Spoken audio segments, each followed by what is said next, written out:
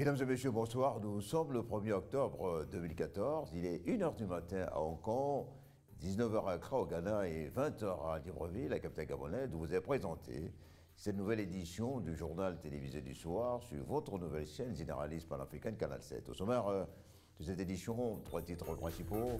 Afrique du Sud. On reviendra sur la dernière visite effectuée sur la scène du massacre des mines de Marikana, quelques jours de la fin des travaux de la commission d'enquête. Sénégal, 12 ans après le naufrage du Joola, quelles mesures les pouvoirs publics sénégalais ont-ils pris pour sécuriser le secteur des transports?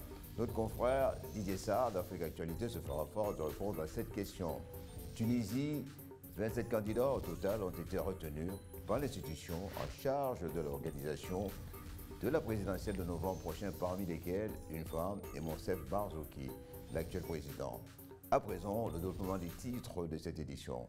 En Afrique du Sud, lundi dernier a eu lieu la dernière visite sur le site du massacre par la police des employés de la mine de Marikana. Quelques jours de travaux de la commission d'enquête sur l'événement qui a fait tremblement parmi des mineurs en grève en 2012. Les victimes et leurs avocats ressemblent les derniers éléments pour convaincre la police et payer les dédommagements. Reportage d'Uriel Abaga. 2 ans après la grève meurtrière des mineurs de Marikana en Afrique du Sud, l'enquête prend fin et la justice s'apprête à juger les auteurs du massacre qui a causé la mort de 34 personnes, toutes des ouvriers.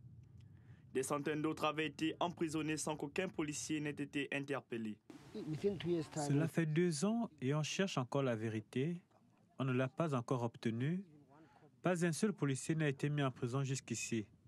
Mais nous avons été emprisonnés. J'ai été emprisonné. Comme si aucun d'entre nous n'avait été tué ici. Nous n'avons pas de justice pour l'instant. Un sentiment de grande injustice anime les rescapés de ces événements tragiques du 16 août 2012. Sur le site, les derniers témoignages et les ultimes souvenirs sont évoqués. Tous les éléments qui peuvent aider à restituer les faits sont recueillis. Je pense que tout cela va nous donner de la perspective, quelles que soient les preuves examinées par la commission. Certaines choses sont sous débat, mais quand vous venez sur la scène du massacre, vous vous souvenez de la réalité. Je pense que c'est bien que l'enquête se termine ici, parce que c'est ici que tout a commencé, n'est-ce pas? Dans un pays où la justice s'efforce d'être impartiale depuis la fin de l'apartheid, les espoirs de voir les coupables de ce massacre tomber sont énormes. Le fait que 76 personnes aient été gravement blessées prouve que la police s'est lancée dans une fusillade frénétique. J'ai confiance. Je crois que la commission d'enquête ne les laissera pas s'en sortir comme ça. La grève de la mine de platine de Marikana est considérée comme la plus importante de l'ère post-apartheid. Les mineurs payés à 400 € réclamaient que leur salaire soit multiplié par 3. Cette augmentation n'a jamais eu lieu et les revendications du syndicat n'ont jamais été prises totalement en compte.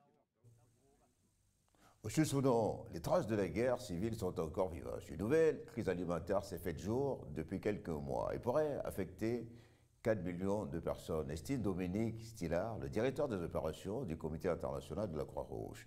Ce dernier déplore surtout l'inattention de la part des médias et de la communauté internationale. Marina Mendeman s'en fait l'écho. Très haut dans les airs, c'est un hélicoptère du Programme mondial alimentaire qu'on aperçoit. Celui-ci jette à 1000 pieds du sol des provisions alimentaires pour des millions de Soudanais du Sud. Déchiré par la guerre civile en 2013, le Soudan du Sud est menacé aujourd'hui de famine. Une situation critique pour près de 4 millions de personnes qui doivent être assistées. Le Programme alimentaire mondial s'est chargé d'une opération d'urgence. On utilisait des transports aériens et du parachutage et aussi des péniches pour atteindre la population dans des endroits qui sont difficiles d'accès. Ces gens ont fui leur maison pour venir à des refuges à Jonglei, Unity et Upper Nile. Pour rappel, le Soudan du Sud a conquis son indépendance en 2011. 6 ans après la signature d'un accord de paix et ont mis fin à des décennies de combats. Il reste que cette jeune nation a replongé dans la violence en décembre dernier. Cette situation semble être oubliée par les médias et par les dirigeants du monde. Pour Dominique Stillard, directeur des opérations du Comité international de la Croix-Rouge, 2 crises principales accaparent pour l'heure l'attention de la communauté internationale. l'État islamique en Irak et en Syrie, ainsi que les tensions entre l'OTAN et la Russie en Ukraine, ce qui pourrait causer un repliement face aux crises enregistrées en Afrique. En Somalie, tout semble aller pour le mieux. Un sondage effectué chez 1600 habitants de Mogadiscio affirme que les habitants de la capitale de ce pays, autrefois ravagés par la guerre, se sentent de plus en plus en sécurité et font un saut d'optimisme par rapport à l'année dernière. Aziz Maïga. Après plusieurs décennies de guerre et de famine, la Somalie est peut-être entrée dans une phase d'apaisement et de reconstruction. C'est en tout cas ce que révèle une étude effectuée dans la capitale de ce pays. Un sondage effectué sur 16 000 personnes indique que les habitants de Mogadiscio seraient déjà plus heureux qu'il y a un an. Nous sommes beaucoup plus heureux maintenant. Nous avons lancé ce commerce en janvier de cette année et aujourd'hui, nous sommes beaucoup plus optimistes. Nous espérons que notre commerce générera plus de profits à la fin de l'année, puisque nous avons créé plus de postes. Il y a eu beaucoup de changements dans le renouvellement des routes. Tout était en ruine et vraiment en mauvais état avant qu'on arrive ici. Mais maintenant, comme vous pouvez le constater, personne ne peut trouver de maison à louer parce qu'elles sont toutes remplies et la ville est en train de s'agrandir. Les infrastructures de base telles que les routes, les logements et les hôpitaux ont connu un développement signifiant.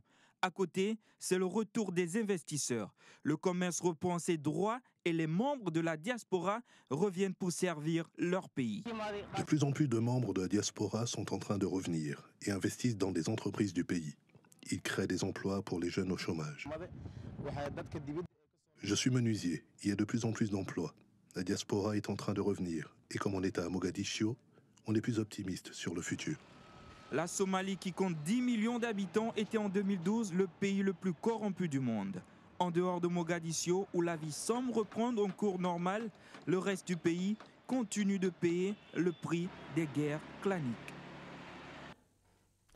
L'ONU se mobilise contre l'Ebola. Le Britannique Anthony Barbury, nommé le 23 septembre dernier par Ban Ki-moon comme coordonnateur de cette maladie, a appelé à agir rapidement pour enrayer la pandémie au cours d'une conférence de presse à Accra, au Ghana. Le nouveau chef de la mission chargé de trouver des réponses pour faire échec à cette épidémie a évoqué la détermination des Nations Unies. Ludovic Bitegué, au commentaire.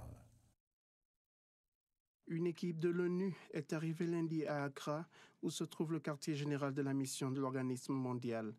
Monsieur Anthony Barbury, le chef de mission chargé d'enrayer l'épidémie qui a déjà fait plus de 3000 morts en Afrique de l'Ouest, a déclenché un objectif qu'il qualifie d'extrêmement ambitieux. C'est celui d'arrêter la propagation du virus en 60 jours. Nous ignorons combien de temps cela prendra. Nous espérons agir le plus rapidement possible et fermer la mission. Dans les 30 jours prochains, nous devons mettre en place toutes les ressources matérielles nécessaires, mais nous n'avons pas d'autre choix que d'y parvenir, a-t-il expliqué. Si la mission n'avait pas été créée, si le monde ne répondait pas à la crise Ebola, le nombre de cas passerait de quelques 200 000 à 1,4 million en janvier. Et ensuite, tous les pays du monde seraient concernés par les risques, des risques très sérieux, pas seulement pour la santé des personnes, mais pour leurs économies, leurs structures sociales et leurs structures politiques. Le monde doit agir maintenant. Rappelons que quelques 150 soldats américains sont arrivés au Libéria le week-end dernier, avec un hôpital de campagne de 25 lits censé accueillir notamment le personnel de santé infecté. De son côté, l'UNICEF s'inquiète du sort des milliers d'enfants dans ces trois pays, la Guinée, le Libéria et la Sierra Leone, où l'épidémie de la fièvre hémorragique a fait des ravages. Il n'empêche que dans la ville de Makeni, au nord de la Sierra Leone, les populations sont sorties dans les rues pour, dit-on, célébrer la fin du virus Ebola, obligeant le gouvernement à porter un démenti sur cette information, a souligné Emmanuel Fontaine, directeur régional de l'UNICEF pour l'Afrique de l'Ouest et du Centre. Notons que 3000 soldats américains seront envoyés au Libéria. En Sierra Leone, un centre médical sera installé par la Grande-Bretagne. L'évacuation des corps des malades victimes d'Ebola se poursuit à Monrovia. Un quotidien pour le moins difficile pour le personnel de la Croix-Rouge. Le mouvement international reste en alerte et s'active à prendre toutes les mesures de sécurité pour affronter cette maladie qui a déjà tué 3000 personnes. Rappelons que les personnes les plus exposées restent celles qui sont en contact avec les maladies. Et de ce point de vue, le personnel soignant n'est pas épargné. Selon une étude de l'OMS, plus de 240 membres du personnel sont tombés malades et 120 ont succombé dans les pays déjà faiblement pourvus. Aussi, les équipes engagées au quotidien contre l'épidémie à Montréal sont condamnées à prendre toutes les précautions et appellent de leur vœu des mesures cantoniennes de décontamination. Au Sénégal, c'est l'heure du souvenir. Il y a 12 ans, le Jula, qui assurait la liaison maritime entre Dakar et Ziguinchor, prenait eau de toutes parts. Ce bateau servait de cordon ombilical entre la région sud et le reste du Sénégal. Aujourd'hui, toute la population se souvient de cet accident maritime comme si c'était hier et constate aussi que la sécurité dans les transports n'est pas toujours garantie. Didier Sarr, notre correspondant à Dakar, entretient le souvenir. Voici 12 années que le bateau le Jula gît sous les eaux au large de la Gambie. 12 ans que les souvenirs du vieux paquebot reliant Dakar à Ziguinchor flottent encore dans les mémoires des Sénégalais. Au lendemain de cette tragédie dont la négligence et l'insuffisance technique furent les causes évoquées, rien ne semble avoir changé dans les mentalités. La surcharge des moyens de transport reste un problème public. Est-ce qu'en général les Sénégalais ont changé? Peut-être au niveau maritime, ils ont pris des mesures. Mais au niveau terrestre, il y a toujours les mêmes problèmes. Par exemple, si on voit à Dakar comment les bus sont surchargés, Demdik par exemple est surchargé, mais eux ils ferment par exemple leur porte. Mais vous voyez par exemple les Tata, les cars rapides, les portes ne sont pas fermées, les gens sont debout jusqu'à même le portail, c'est pas prudent. On risque de revivre un autre Jula si l'État ne prend pas les mesures idoines. Et si l'État prend des mesures, la population aussi doit vraiment essayer de changer de mentalité. Et si le bus arrive et que le bus est plein à craquer, je dois attendre le prochain. Le bateau le Jula a fait naufrage dans la nuit du 26 au 27 septembre 2002. Selon un bilan officiel, la catastrophe a fait plus de 1800 morts et 64 rescapés. 12 ans après, le flou total persiste. Aucune action n'a été engagée en justice au Sénégal. Les enfants des victimes, censés devenir les pupilles de la nation, semblent aujourd'hui délaissés. En Tunisie, ce sont en tout 27 candidats, dont une femme et des responsables de l'ancien régime de Ben Ali, qui ont été retenus pour l'élection présidentielle du 23 novembre prochain. Ainsi, on a décidé l'instance supérieure indépendante pour les élections élyséennes chargée d'organiser ce scrutin. Compte rendu d'Abdelaziz Maïga. Pas moins de 70 personnes avaient déposé un dossier de candidature auprès de l'ISI pour cette première élection présidentielle depuis la révolution de janvier 2011 qui avait contraint Zine El Abidine Ben Ali à la fuite. Au finish, 27 candidats ont été retenus. La liste de ces derniers a été rendue publique lors d'une conférence de presse tenue par Shafik Sarsar, le président de l'ISI, organe chargé d'organiser et de réguler le scrutin présidentiel. En ce qui concerne les candidatures acceptées, sur 70 dossiers de candidature, 27 ont été acceptés après vérification. Vous avez devant vous la liste des 27 qui ont respecté toutes les conditions. Parmi les candidats retenus figurent le président sortant Monsef Marzouki, l'ancien premier ministre Beji Caïd Ezepsi et le président de l'Assemblée nationale constituante Moustapha Ben Jaffar. Sont aussi en lice d'anciens ministres de Ben Ali comme Kamel Mordjan et Monder Zeinabi, tout comme la magistrate à la notoriété établie Kaltoun Kamou, l'ex-gouverneur de la Banque centrale Moustapha Kanel Enabli, ainsi que les chefs de parti et des hommes d'affaires. Pour mener à bien ces missions, l'instance supérieure indépendante pour les élections se veut équitable et irréprochable afin de gagner définitivement en crédibilité. La responsabilité de cette instance, c'est quoi? Essayer de défendre l'impartialité des élections depuis le début, lutter contre la fraude électorale depuis le parrainage. Ce scrutin du 23 novembre 2014 est censé doter la Tunisie d'institutions solides et pérennes près de 4 ans après la Révolution.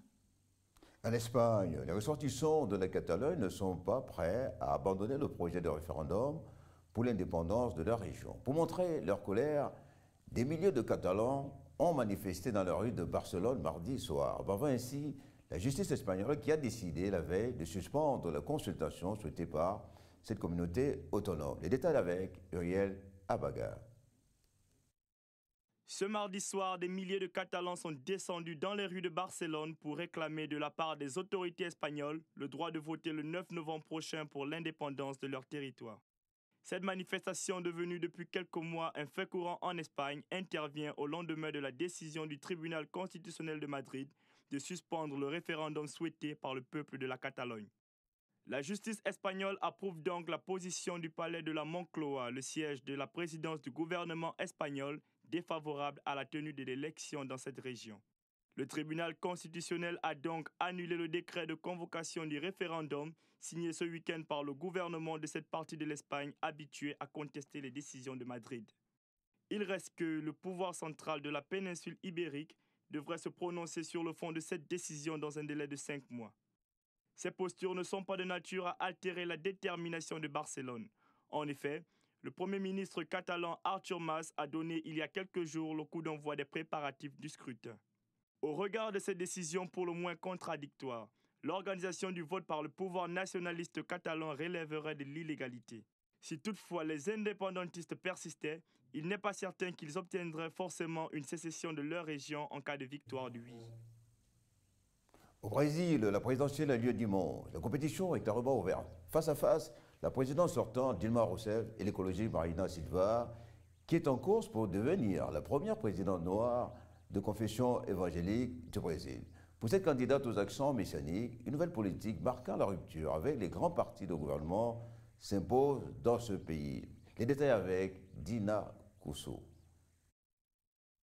Dans un pays emprunt aux problèmes de racisme et dont près de 64% de la population est catholique, l'écologiste Marina Silva, en course pour l'élection présidentielle de ce dimanche, est en passe de devenir la première présidente noire et de confession évangélique du Brésil.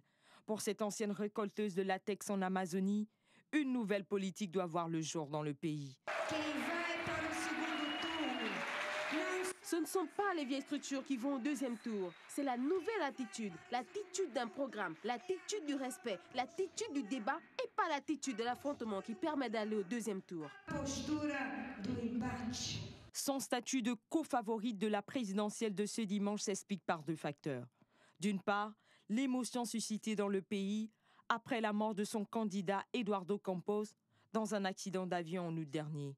D'autre part, la dimension des arguments rationnels qui inclinent à capter les votes des nombreux indécis et des croyants protestants brésiliens.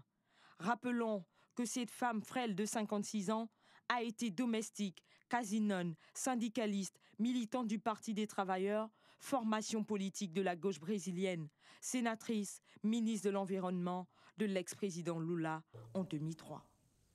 Ouvrons la page culturelle de cette édition en nous rendant en Côte d'Ivoire, où des caricaturistes africains, en l'occurrence ceux du pays d'Alassane Ouattara, participent de façon originale aux efforts de sensibilisation face à l'épidémie meurtrière d'Ebola, un maillon essentiel de la lutte contre le virus. Le compte rendu de Roland Diaco. Avec des caricatures saisissantes et sensibilisatrices, les dessinateurs africains, précisément ceux de la Côte d'Ivoire, comptent lutter efficacement contre la maladie d'Ebola, laquelle a déjà fait des milliers de victimes depuis le début de l'année. Parmi les journaux paraissant au pays d'Alassane Ouattara, le bimensuel Le Côte d'Ivoirien participe de façon originale aux efforts de sensibilisation, maillon essentiel de la lutte contre le virus. Attirer l'attention de la population africaine sur les modes de prévention, les moyens de transmission du virus par la caricature, est l'un des canaux susceptibles de véhiculer les messages de façon simple et explicite. Dans les dessins, on a mis en scène des scènes assez cocasses et simples, mais en même temps qui, quelque part, véhiculent un certain message. Voilà, parce que dire des choses de façon simple, c'est toujours mieux, hein, mais vous verrez qu'un dessin en lui-même comporte tous les aspects d'une question donnée. Voilà, on n'a pas besoin de tout expliquer. Quand le gars il lit, il rigole, mais en même temps il retient quelque chose. Avec son crayon à feutre et du papier blanc, le dessinateur Jean-Kevin Zabayi illustre des personnages débordants d'humour, comme ce patient au pantalon baissé, terrorisé et tétanisé à l'idée de se voir administrer une piqûre par son médecin à l'aide d'une fronde afin d'éviter tout contact. Avec mon dessin plein d'humour, le message de sensibilisation contre l'Ebola passe rapidement. La Côte d'Ivoire est pour l'heure épargnée par le virus d'Ebola. En revanche, les artistes ne cessent de faire passer des messages de sensibilisation comme pour barrer la route à cette maladie. Pour des caricaturistes, les œuvres par eux diffusées participent d'un combat de salut public. Après la Côte d'Ivoire, toujours dans le registre culturel, nous traversons l'océan et nous nous rendons en Thaïlande, où les adeptes qui défilent au festival végétarien de Phuket, à bord des bouches transpercées par des épées, des couteaux et des revolvers. Une vision spectaculaire qui peut choquer l'étranger, mais qui fait partie d'un rituel annuel censé purifier la communauté. Reportage de nos confrères de l'agence France-Presse. Cet adepte de la religion chinoise du taoïsme entre en transe. Ses yeux se révulsent. Il s'agit de bloquer la douleur. Ils sont des centaines, comme lui, à participer au festival végétarien de Phuket, dans le sud de la Thaïlande.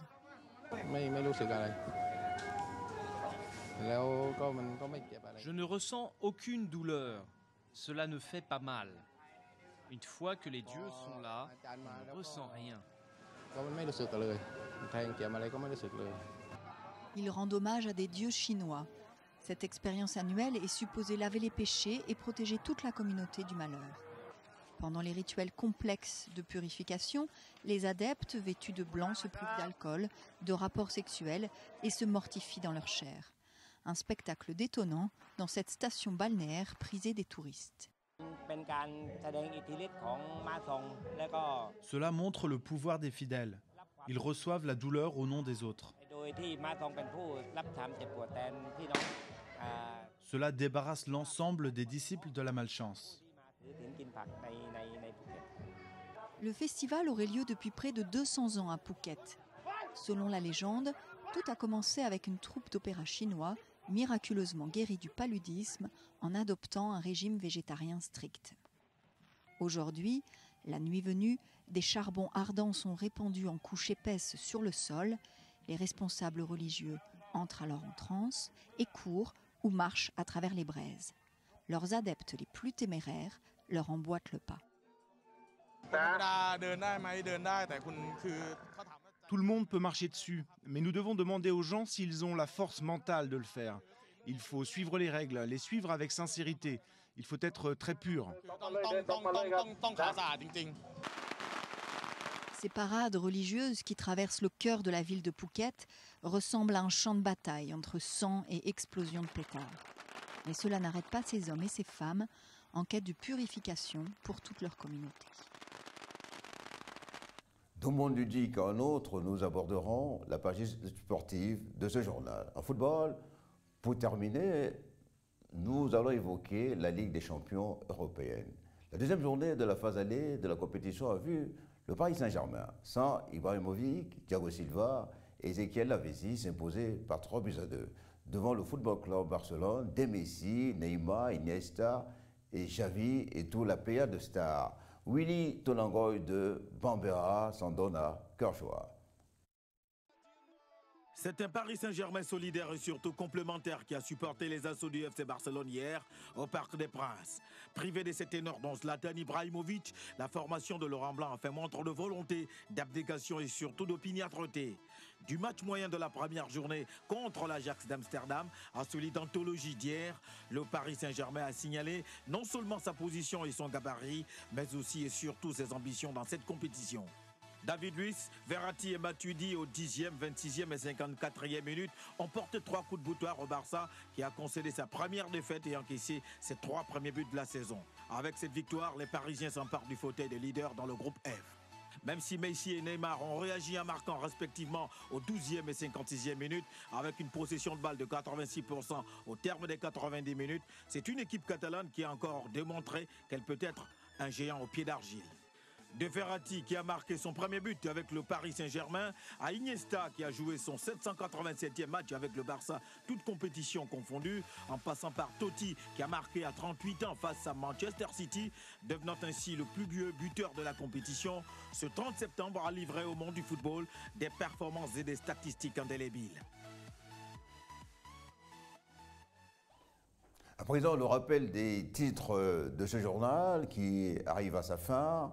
Afrique du Sud, c'est la dernière visite effectuée sur la scène du massacre des mines de Marikana à quelques jours de la fin des travaux de la commission d'enquête. Sénégal, 12 ans après le naufrage de Joola, La sécurité dans les transports en commun, maritimes ou terrestres, est toujours aussi précaire. Tunisie, 27 candidats au total ont été retenus par l'institution en charge de l'organisation de la présidentielle de novembre prochain, parmi lesquels une femme et Monsef Marzouki, l'actuel président. Mesdames et messieurs, au nom de toute la rédaction et de toute l'équipe technique, je vous dis merci d'être aussi nombreux à suivre notre journal du soir. Tout en vous remerciant de cette attention et tout en vous souhaitant de passer une agréable soirée, nous vous donnons rendez-vous demain soir à la même heure. Au revoir et à bientôt.